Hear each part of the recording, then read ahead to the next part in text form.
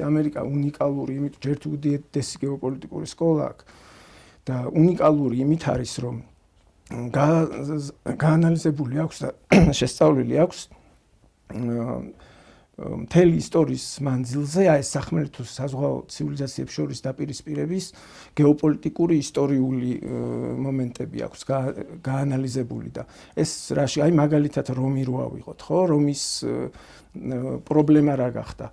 როდესაც ცივილიზაცია აღწევს გარკვეულ თავის საზღვრებს და გადის ისეთი გაფართოების მიჯნაზე, რომელსაც ცენტრი ვეღარ აკონტროლებს, ეს ფიტავს მას ბევრ ძალას აცლის ცენტრს და შემდეგ მთლიანად ცენტრის რღვევა ხდება. აი ძალიან პრიმიტიულ მაგალითს მოვიყვან, უფრო მიყვარს ხოლმე ესეთი შედარებებით, უფრო ჩემთვისაც უფრო გასაგებია და ალბათ აი ორგანიზმი როცა სიცივეში გავდივართ, ხო?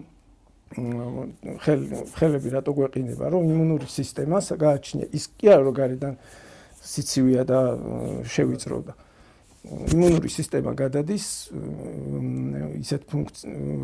ისე ფუნქციონირებს, რომ ძირითად თავის ტვინს ფილტვებს და ასე შემდეგ მიაწოდოს სისხლი. ცენტრს მიაწოდოს და პერიფერიები იმიტომ თუ თბილ სისხლიანი არსებები ვართ და თუ მუდმივად შეეცდება, რომ ყველა მიმართულებით მიაწოდოს სისხლი, შემდეგ ენერგიას დახარჯავს, დაზოგვა ვერ მოხდება ენერგიის და ტემპერატურა დაეცემა და ასე შემდეგ. იგივე ხდება იმპერიების შემთხვევაშიც. იმპერიათა ციკლურობაც სწორედ ამას გულისხმობს, რომ აღწევს სწრაფად განვითარების რაღაც პიკს და მერე ეცემა. და ეს რომ არ მოხდეს, ამიტომ სტრატეგიებში მუდმივად უნდა ხდებოდეს უკან დახევა, როტაციული მეთოდები, რა. იმიტომ არსებობს ეს 4 ძირითადი, ამასაც ვახსენებ შემდეგ. უკან გადასვლა ძალთა მობილიზება და მერე გამოსვლა უკვე როცა ძალებს აღიდგენ.